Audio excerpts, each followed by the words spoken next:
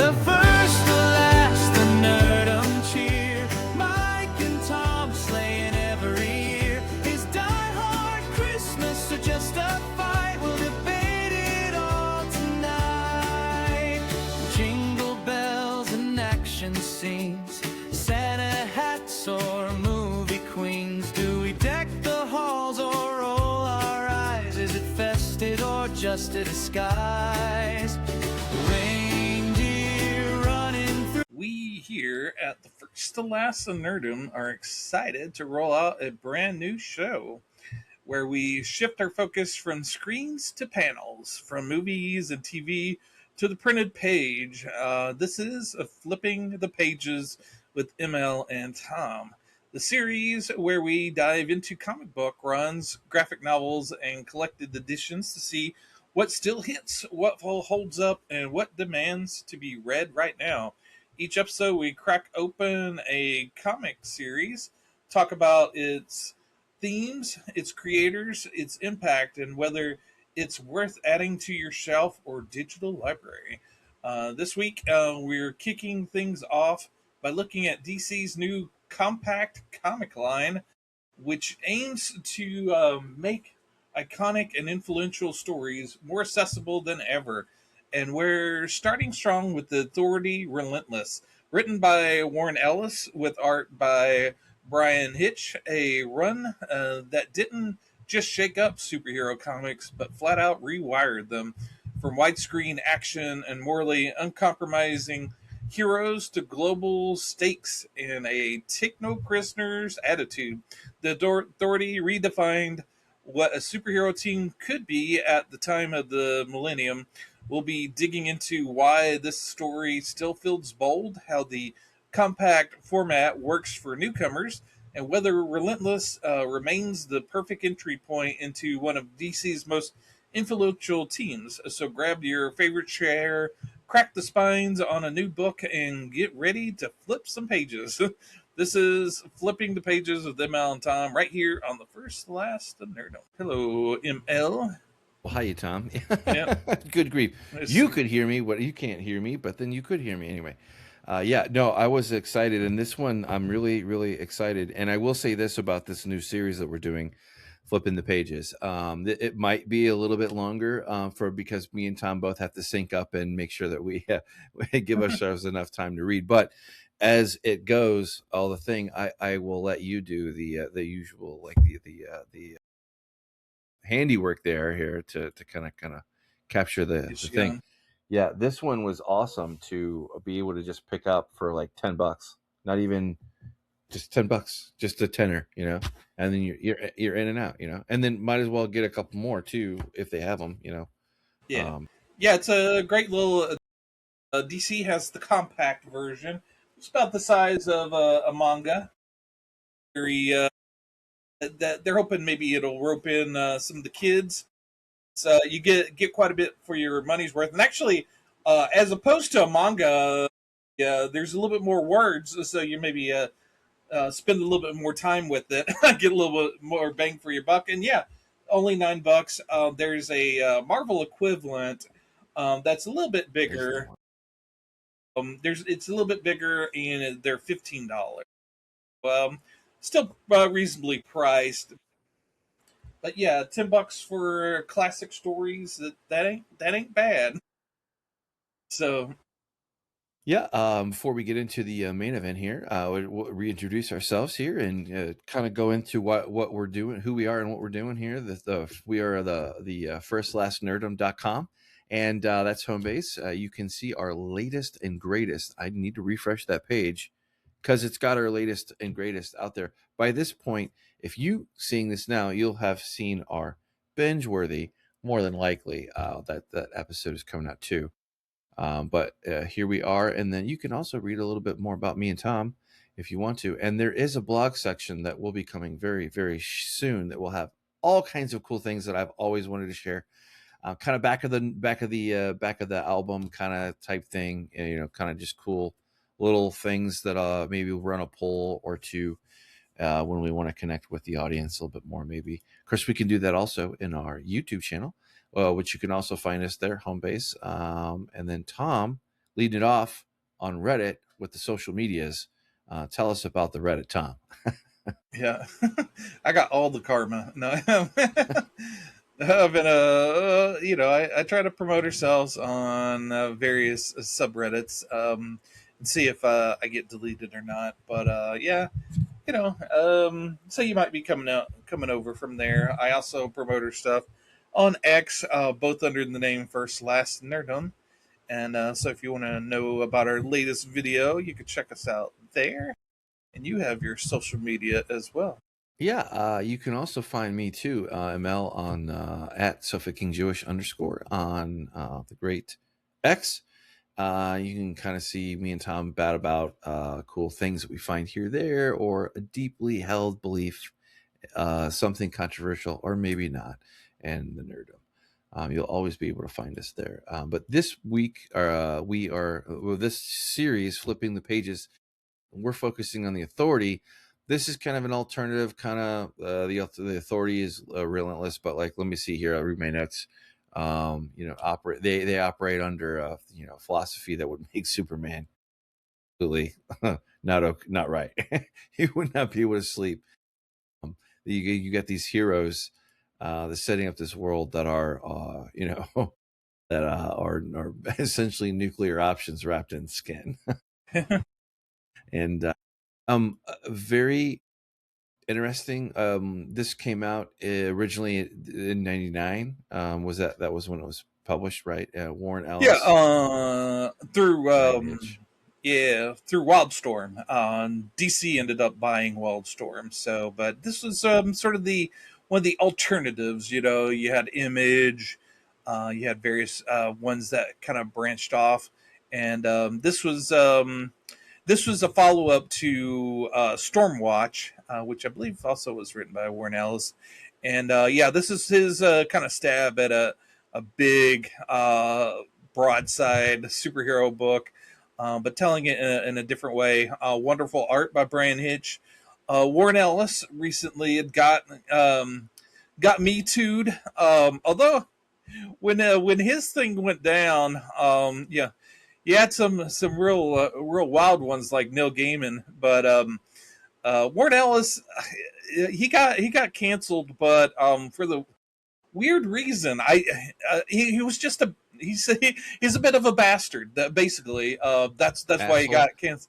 Yeah, a little bit asshole, or a little bit of both. Yeah, because there's no underage people involved. He dated some ladies. Each one thought they were exclusive to him, but he kind of had his little trail of young 20-somethings that he I guess they were also wanting to get into the business of comic books, and so maybe he played with their emotions a little bit. Like you said, he's an asshole, but no laws were broken. Maybe some hearts were broken. But that's about it. He was just he was a big player in comic books at the time, and he was playing it up as much as he could. He was sort of he was living the rock star life, but as a comic book writer. And yeah, if you get canceled for that, well, whatever. But yeah, he's still so wonderful writer. He actually is a musician as well, and I believe he's working on or has worked on an album with Nick Cave, and I believe he's working with Hope Sandoval, who's very talented musician, on her new albums. So yeah, if the comic book people won't have him now, he's doing quite well in music. And I picked the Authority for us to cover just because it's a great comic book. Hasn't got as much press as it probably should have. I think James Gunn is going to try to fix that, because one of the upcoming DC movies is going to involve the Authority to some extent. So maybe they'll get their time to shine here shortly. And the cool thing about the Authority is it's kind of playing with the idea of, he made Warren Ellis made his versions of Superman and Batman, but made them gay. Whereas nowadays you would just make Superman and Batman gay, I guess. Yeah, But Midnighter, yeah. and yeah. Mhm. Yeah. So yeah, so it felt very cutting edge and playing with the superhero tropes back then. Um, and Warren Ellis, he's one of those writers like Garth Ennis that push. Maybe Garth goes a little bit overboard with things occasionally. Warren Ellis knows how to balance that feel of a superhero comic book without going over. I think Garth is very less interested in telling a traditional superhero story, whereas Warren Ellis has read enough of superheroes to play with the trope but doesn't go too far over where it's no longer a superhero story. It's still very much a superhero story, but the stories that they're telling are new and fresh and telling in a way that not your everyday superhero would be doing these things. Well, this kind of kicked in its own right, in its own way, uniquely conquered and in its top tier. It's 7 Up. Yeah. That's truly top tier um, storytelling in the comic book form. Okay, you can't get really any better with the needle already pegged, with a great storyline and plot and character development and team development. Even though that these would maybe, if you didn't like them or you were outside looking and you were kind of a comic book snob, maybe you would say, "Oh, they're just a Dollar General, generic, grocery store, version of whatever." Not true at all. Yes, there are analogs like Midnighter is their version of Batman, and Mhm. Apollo is the kind of the Superman. You kind of Right. take this all powerful. Anyway, um, so they have a unique relationship. You have Ginny Sparks, you have Jack Hawksmoor, you have Swift, the engineer. You have these characters that kind of are laid out, and you get to know them and their ins and outs, um, very Mhm. very, very well. Like I was really happy when you mentioned this for us to cover, because we hadn't covered a comic book in a long time. I mean, together covered something like this in a long time. But Mhm. aside from that, the storytelling and the depth of the characters aren't just like kind of checking boxes, like kind of like, um, I guess the back in the day, comic books had a harder time to become accepted serious artwork anyway. And they still kind of have that a little bit, but not anywhere near that like they were. But this came along, and it started to paint that picture that we kind of take for granted nowadays, like the boys, Invincible, all kinds of things like that, like which they have their own comic book, to be fair, too. But like this, for DC, for a mainline kind of Yeah, comic book, and kind of come and through. Warren Ellis, he's writing very cinematic stories that would work absolutely great on the screen. And Brian Hitch is actually, his art is very Perfect. cinematic as well. There's a perfect pairing of the two of them telling these crazy stories. And yeah, you do get quite a bit of these characters' lives in there in between the action.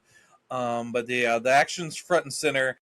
Yeah, and Jenny Sparks is a very interesting team leader. She's not all that much about emotions and making sure everybody's doing well on the team. You better bloody well do your job and do it right. And this team has a lot of attitude, and they got the powers to back it up. Jenny Sparks is British and very much he's pretty no nonsense. She's been through the shit and she's lived for 100 years Not and fucking around. yeah, she knows what she's doing and you better know what you're doing or you're out of the team pretty quick. And Yeah, she pushes everybody to the limit and a little bit beyond. yeah, and I think she does that too because she expects everybody else to do the same that she would do, meaning that she will give herself and then some, if she can, as part of the natural born leader, like a Captain America, or kind of that kind of thing. But no, but she uniquely stands on her own, and the century baby. Yeah, Too. absolutely. Yeah, so she's kind of running upon she's got she's running out of time because one of the subplots of this is that Jenny Sparks lives 100 years, but yeah, once her century's up, she's gone, and so she's trying to save the world with the time she has left. So this is written in 1999. You know, everybody kind of traditionally thinks of 2000 would be the end of the century, so that's her time's up pretty much, and she's got all these big global and universal problems that's going on, and she's trying to get them all solved before get everything with a fresh start for the new the new century baby. Right. Right. Well, you have her. You have this. You know, you start out with the issues 1 through 4. Don't know. I don't want to give too much away, but yeah, 15. No, nobody cares about that. All right. We have to be. I don't think we'll get hit with sharing a comic book. I don't think so. But I Nah, mean, nah. we sit there and we're doing it. Here's everyone. Everybody take a screenshot now. Everybody take a screenshot now for this is the trope Asian, Kaizen Gamara or whatever the hell his name is. I have it right here. Anyway, no, I really enjoyed the artwork. And it made it even more special that you were kind of getting to know who these characters were and what the world was, like what the floors and the ceilings and the walls are for here for what I'm getting into, and this it goes very quickly, and this terrorist guy, evil dude, isn't fucking around. He already leveled Moscow. He already leveled. He's about to level the next 5 in a row. For them to kind of get off their ass and figure it out, and they don't have time to figure it out. They don't have time to. Yeah, they're playing catch up. Yeah, they're trying to get catch up and kind of figure out what's going on and Like maybe play it. 24 Yeah, yeah, almost, kind of like right. they have that there's this ominous Hmm. world breaking thing, kind of that's going to fuck up the world or whatever. This is a little bit more of the serious side of it, like the love it when I think DC does this kind of a world best or better than Marvel does, like where it gets dark and gritty and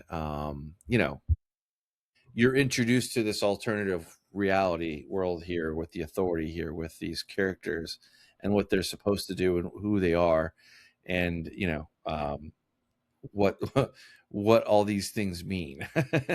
And it Yeah, pulls you in through the process of right.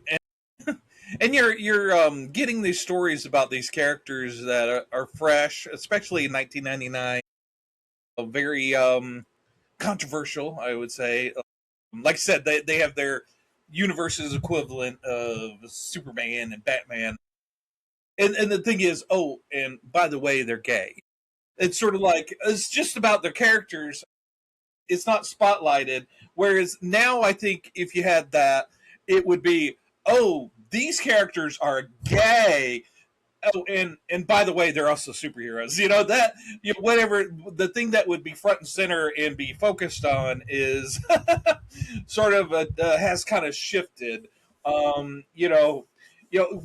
understand that they're gay, and not in every issue that you have to have a big splash page of them kissing. It's just kind of understood, and I, I think when this came out in '99, you got to also go back to the time that it was released in too. That was like where there was getting to be. Frankly, it was already conquered territory as far as TV went, and we're yeah, talking like when Nana or Papa is watching, their CBS or whatever. It had already been kind of. I'm not going to say played out. It was still fresh. I'm not saying it wasn't, but like it wasn't like it hit you over the head with a whatever. It was just part of the nature of the world, and it was very yeah, easy to do that when you it start was fresh with your own world that has nothing to do with this thing over here right. that Yeah, has there's got to no be front and center preconceived for ideas. Yeah. whatever reason. if you play the alternative reality or the multiverse reality, Marvel does do that very well. I will give them that. But anyway, that's this another aspect of comic book stuff. Yeah. But this was back then. After that, you have, The Boys is a direct spiritual successor as far as the big screen goes for this. Directly relatable, as I was saying before. A little bit to Watchmen. There's a little bit of flavor too.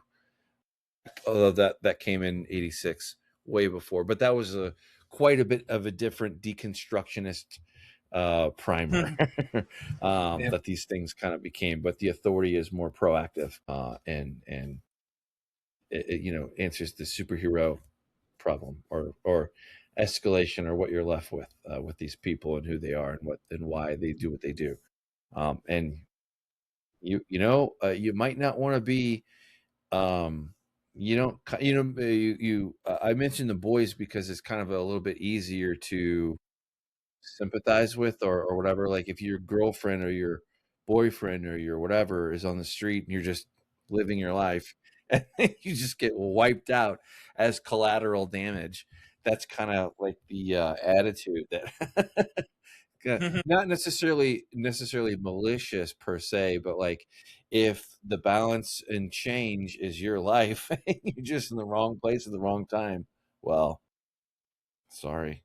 Yeah, well, whereas The Boys is more of maybe a cynical view of superheroes from a perspective that is is kind of anti superhero, whereas The Authority is very much a celebration of superheroes, but it does take a grittier, hard edge to it. Maybe approaches it in a more realistic way, but it's still within the boundaries of superheroes and getting into these characters like the Midnighter. He's probably one of my favorite characters of this, and he's kind of no nonsense. He's kind of a tactical dude, much like his equivalent of Batman, Bruce Wayne. Very interesting character. And then this only, since it's a team book, you don't get to spend too much time with the individual characters, but that's sort of different in that there's still a little bit of a mystery to each of the characters. You don't know everything, whereas you pick up a Batman comic book, you pretty much the character's been explored ad nauseum to the point where you maybe know more about the character than the current writer on the comic book if you stuck with it long enough. You may be a little bit more of an expert, whereas these characters are brand new.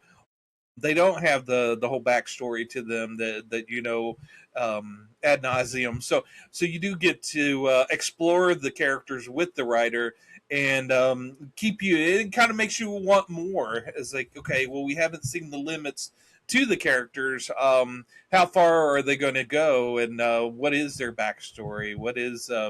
What's going on with these people? And you can pick out your favorites, and you kind of learn as you go what makes these characters tick, and really and then so there are some moments where they face this huge obstacle, like how are they going to get out of this, and they win the day, and you're kind of surprised along with the world, and that whole thing with the comic book, you go, oh wow, these are kind of badasses, they know, they have big attitudes, but they kind of have what it takes to back that up. Right. Well, and he asks you, are these the good guys? And what you get across the story is Right. Are they really truly good? is maybe, but they're the only ones that are the ones that we can really do anything about anything, for what's coming. They gotta have the balls, and they are calling themselves the Authority, so that takes a lot of balls as well. Oh yeah, absolutely, yeah. And they kind of have to have the attitude if you're gonna go walking in. There's no prime directive for these guys. There's not worrying about affecting other cultures. If you're shooting the gun at us or you're hitting us, we're going to hit back hard, and it's going to be the correct and right thing because we say so. Well, and also, to be fair too, to kind of set the table too, the world is also kind of falling apart around them anyway. Somebody's got to Right. step in to fill the void, and of course you're going to say, yeah, for not necessarily like dystopian, kind of thing, but Hmm. it's more because the world is set in crisis, essentially. We don't Hmm. have more time to do it. And unfortunately, these 10 things that we should never happen all happened kind of together. That creates Yeah. this rolling momentum that they like you were mentioning before, they are always kind of on the back foot, and they got to kind of figure it out and come back and also restore order and some to kind of keep Yeah. the greater good going, for there to be a greater good anyway. Yeah, yeah, they kind of take the attitude of, yeah, we're assholes, but the people we're fighting are bigger assholes. So Right. we went out morally just by default. But yeah, there's that whole thing where you could read it as, are these superheroes, are what they're doing correct? Is it right? Yeah, there's a whole moral question that you get to play around with. Whereas with a Superman book, he's right. He's the good guy. Right. There's no question about that. So yeah, you get to have those kind of moral questions with this team, because there's not that built-in lore that you don't have the decades long history of a character. These are characters being formed as they're being written. So there's that malleability of them that's there, that's not with, say, a Batman or a Superman. Right. Right.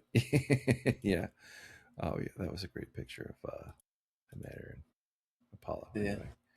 Yeah. Yeah, no, the well, and like I was kind of mentioned before, are these, yeah, they're superheroes for sure, but you know they are very pragmatic when it comes to how they solve problems. I'll put it that way. You park a whole carrier, Yeah. drop it on an island. Yeah. You you might you can't, what's the saying, Tom? You can't make an omelet without breaking some eggs. Yep. And this is a great image here. You know these characters immediately. The guy Apollo. He's got more of the sunnier attitude. You have Midnighter. If you didn't know their names, if I said one of them's named Apollo, one of them's named Midnighter, you pretty much know which is which. And you do get, just by the posture and their attitudes, you got to pick up who's got the sunnier disposition than the other person. That's just great artwork and great. It just kind of conveys who they are in one panel. The relationship. The maybe isn't picture perfect, but they're sort of like the yin and yang of the two. And you don't have to have them holding hands in a that. Right, right. No, no, no. You get that there's a natural thing that builds with them anyway, and the artwork is fan fucking tastic, by the way, too. Like, while we're clicking through this, it's just a treat to be able to kind of see in the, of course, we'll just be going out in 4K. Hopefully it'll come through in at high resolution Yep. to you. But Yep. anyway, And to go pick it up and see what happens with the story. But anyway, this is just a small part of it, as you get to kind of know these ins and outs, and they're continually stretched along their kind of how they go and how they solve problems. Somebody's got to, you have to make a decision, and those decisions carry consequences. I don't want to spoil it. yeah, and both Warren Ellis and Bryan Hitch is from the UK, so he's a UK artist, and he even though unfortunately Warren Ellis has gotten kind of kicked out of comic books forcefully. Bryan Hitch is very much still in the comic biz. He's part of the Ghost Machine that Jeff Johns is doing over on Image. Bryan Hitch is doing one of their comics. I'm thinking that it's Rook that he's currently drawing, or maybe it's Redcoat. But yeah, great artist. You definitely he's a definite talent in the world of comics. But yeah, he's doing some fantastic stuff. You immediately know Bryan Hitch when you see his artwork. Great stuff. Oh yeah, for sure. No, it is great. But going back to the Authority. Yeah, he's working on Redcoat. That's right. That's right. Yeah, he is. Did you have a favorite arc of this? I believe it was made in four parts. Yeah, I think I like the. I 12 think it's the. issues originally, right? Yeah. Total. Right? Yeah, yeah. It's they're kind of getting, because for the longest time, the graphic novels collection. Yeah, the collections are sort of a collection of stories into graphic novels. Didn't really become a thing until about this time. So you started writing stories with a idea of page counts and them being collected into graphic novels. And like you said, it's told in 4 story arcs, and with 4 issues. And I think my favorite's the second one, when you get to know a little bit of what Ginny Sparks was doing in an alternate Britain. And I think this one right here. Yeah. Yeah, I don't know why. Anyway, it doesn't matter. But anyway, um, sorry, you were saying. Sorry. Yeah. No, I think this storyline here is my favorite, when the alternate Britain comes back, and there's these Albion space guys that an alternate universe has kind of taken over the Earth, and decides that maybe they want to step into this version of Earth, and Ginny has something to say about that. Hell no. Get out of here with your nonsense. Well, and you're introduced. There's some decisions that come from that too that are pretty fucking heavy, but Yeah, we find out that she was married previously, and you get introduced to her husband, which turns out to be an alien. right. A blue alien. Mm-hmm. Yeah, you also have Apollo and Midnighter, and you get to know them a little bit more. And of course, Jenny Sparks and her century-long history. I was going to say too. Sorry, just scanning through my notes here. Yeah, this one I was going to say shift ships. Let's say that 5 times fast. Yeah, but no, this just makes me want to, and I'm glad that we chose this one. I'm glad that you chose this one. I mean, I think we'll probably have maybe another one lined up with this compact series, because it just makes it so easy to get into it. Whether this is a very much a physical media kind of thing. This is an easy win when it's just there on the shelf, assuming you can get it. Which, to be fair, they've done 4 or 5 per year. So I don't know. They dropped these throughout the year, or that I saw that they did in 2024 and 2025 this year. And that I like that, because you can go back and order it on Amazon or Barnes and Noble or whatever. Or if you go to your comic book shop and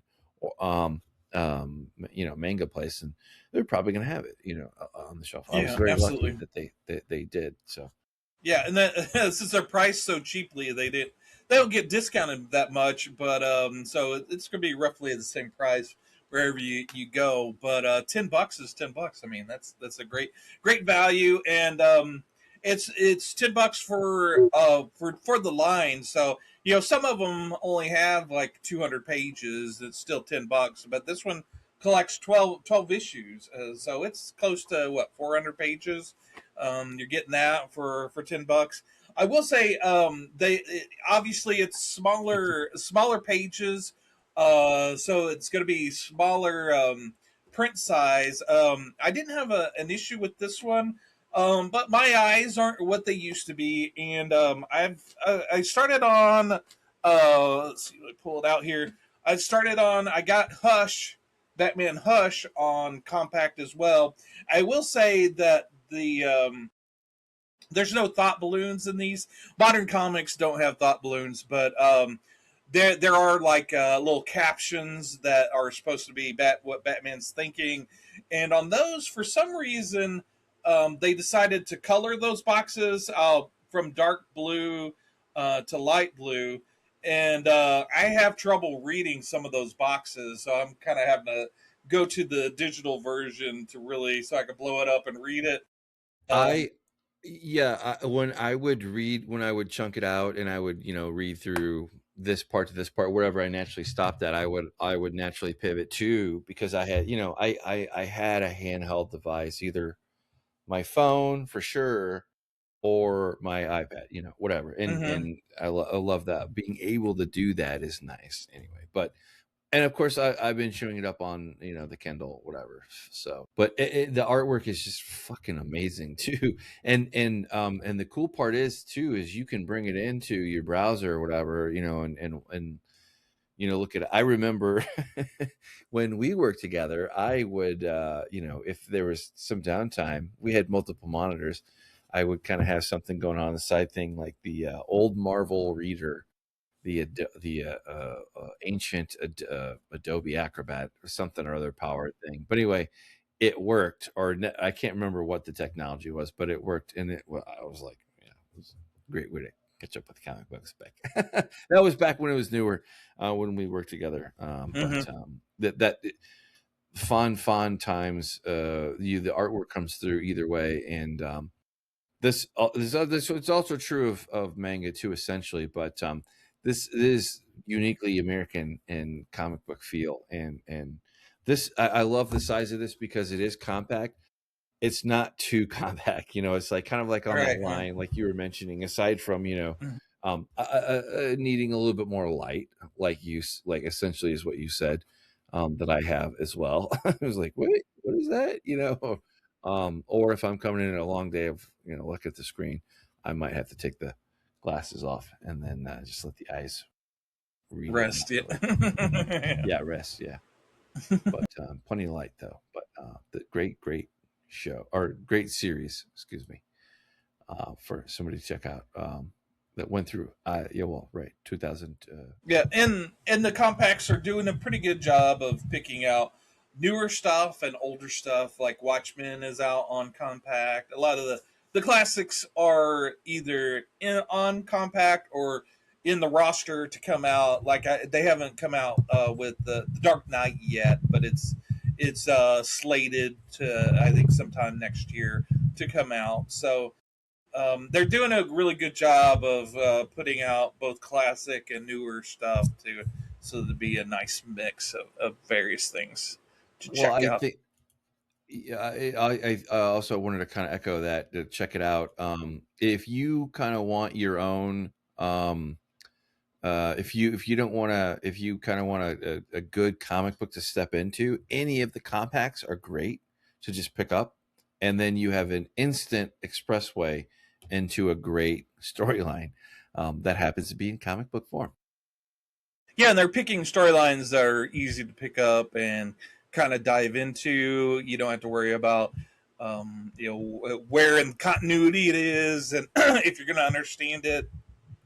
They're taking sort of stories that are compact themselves and tell a singular story so that you can enjoy them for what they are. But a lot of it's part of a longer storyline, or some of them it's taken out of you know that author's or artist's run of it. So there's potentially more there outside of what's because I think Authority ran for several issues after this. So there, if you're really into the Authority, you might want to back up and read Stormwatch, or the following Authority stories.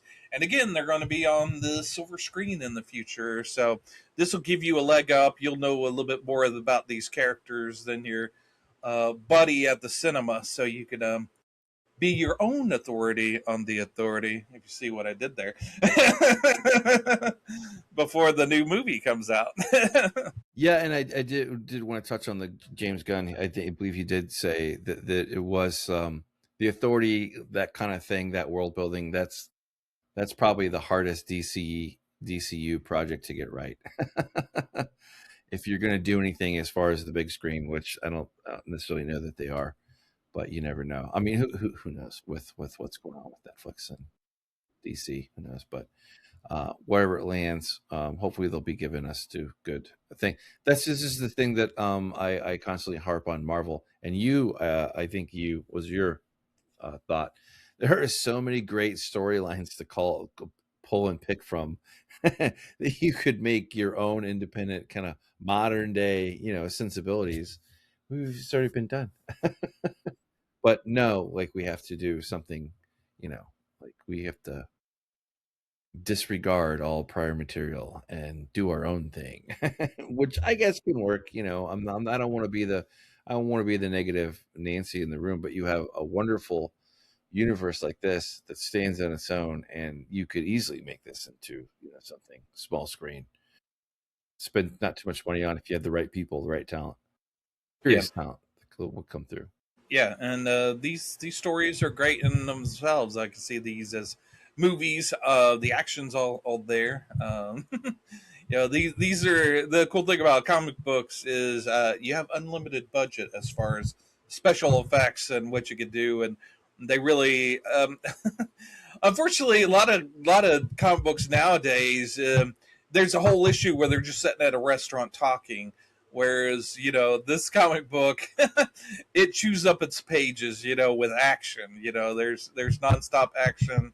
You get a little bit of character development, but they're telling some pretty exciting stories that are worthy of the big budget that's on the page. Like I said, Bryan Hitch is a wonderful artist, and Warren Ellis has some fantastic ideas, and they both work together to make some pretty entertaining stories.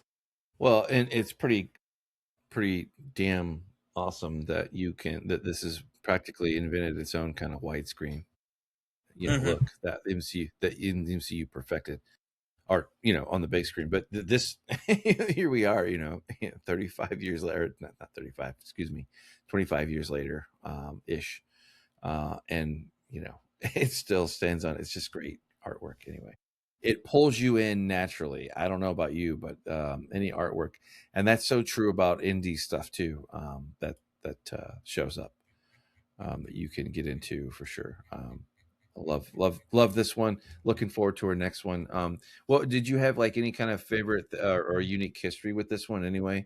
I think that's what I like to ask you for the films that we cover. I don't think I asked you that this time. Yeah, I did not read Stormwatch. I did pick up on the Authority with Authority comic books. I don't know if I got the original, all of them, but I did get into it during that time. And then Warren Ellis also wrote Planetary within this universe, and that's more of a kind of a punkish kind of a take on the superhero. And I think I liked Planetary a little bit more than I liked the Authority, but Authority is still quite solid. And the Planetary's kind of its own thing. But yeah, both great, both written very well by Warren Ellis. And there's a lot of cool things out there to read, and this is definitely one of them. Yeah, I was gonna say too. I was gonna check on something real quick here before we sign off. Here, we're getting toward the end. And while you're checking, I'll introduce Pennywise to our audience here. Yeah, please. He's our new addition. I've started to collect clowns. It started with Art the Clown, so the clowns are taking over. Which we last week we covered Haha You Clowns, which is a new show on Adult Swim. It did quite well for us. It's getting close to 600 views. So if you're uh, landed upon us through that, then there's that. But yeah, we're into comic books and all sorts of things. But yeah, comic books is probably what kind of brought us together. And Oh, yeah, um, yeah, yeah, yeah, absolutely. Yeah. Sorry. So go ahead, Tom. we know. I just was saying that. But yeah, I kept wanting to kind of get more into comic books on the channel, and I think flipping the pages is a good way to do that. We'll much like DC Compact, we'll maybe focus in on one storyline or various things that we're into, not necessarily just DC Compacts, but yeah, if we have a cool comic book storyline that we both want to talk about, this will be a good place to do that. It does well, and I will say I don't want to give away any big spoilers because there are there are some big rocks. I'll say that get rolled over, but I will say that it does take you through a line that is very interesting, and where you end up is also interesting. But with that being said, because it is what it is, there is talk of this maybe becoming, if this is very subject to change because of who owns what now, but as February, and this is September of this year, not just a few months back, but there is uh, potentiality that there is going to be authority film, a movie. So we'll see what that looks like. Hasn't been canceled yet, so like we'll see. If this can be made in the thing worked out, I would love to see this. Um, the other thing I was going to say too that DC is really really good about. Never mind if it makes the big screen live action. DC is very good about picking really good storylines, classic storylines, usually with their characters, or whether they be Batman or the multiverse or the Crisis time, whatever, or Watchmen for that matter. Well, actually, that's a different thing, but DC kind of thing, and doing an animated film or TV show, or excuse me, movie. Um, those movies are very good. I'm not saying that they're like super triple A amazing, but they're good enough for you to hold you. If you like Superman, if you like Batman, if you like any of the DC comic books, it is a really good kind of format to check out because there's a lot of them out there to pick from. So I'll just say that, and some of them actually pull from Golden Age Superman or from Silver. Anyway, that they pull out good storylines, and usually the quality is very very good. So hopefully whatever we get from the authority in the future is also of good quality because it is a good read. And it's Yeah, one that you can pick up and you don't have to cram it all in one weekend. But you can definitely, it's easy enough to go through. yeah, definitely. Yep.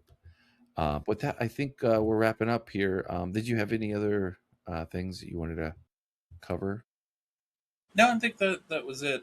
Yeah, I guess everybody got excited about us talking about it, and they're almost sold out of this on Amazon. They only have two left.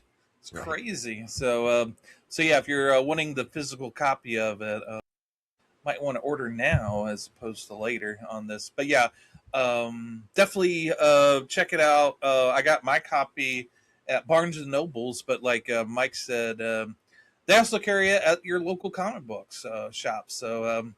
And they are your local authority on comic books. And yeah, if it's anything like my comic book shop, asking the guys that work there, hey, what's a cool read? If you're new to comics and you watched our channel and you're kind of maybe the authority isn't in your bag, but you want to try something. Talk to the people that work at your local comic book shop. They're usually pretty friendly, and they're more than happy to share their obsessions with you. So if they have their favorite comic book, they're gonna clue you in and help you out as far as what to read and what not to read. So yeah, they're a great place of knowledge. So yeah, don't be intimidated by the comic book shop. They'll embrace you. They'll No, welcome you there. Absolutely. And a matter of fact, that is one of the. I didn't necessarily go to my favorite comic book shop. I went to a comic book shop that I also like. Not that it's not my favorite, but it is. I just, hey, you got these, and they're like, oh yeah, and I was like, boom. But they tell you, if you're in the mood for indie, if you're in the mood for Marvel, if you're into this, another great show, or hopefully we'll be able to get into it. I'm sure we'll have enough time. We kind of did touch on it a little bit, was the Absolute series, but that'll be on the slate for flipping the pages. But with that being said, I think we're reaching the end of the line here. But I I've think been so. Mike. And I'm Tom. And yeah, let us know what you think we should cover next, and flipping the pages, and what comic storyline is really tickles your fancy. And tell us We're why open. oh, go ahead. Sorry, Tom. Yeah, no, no, I'm good. Go ahead. I was just going to say, really looking forward to the day AI takes over and makes the, comic books on demand. It'll be great. Kidding. Yeah.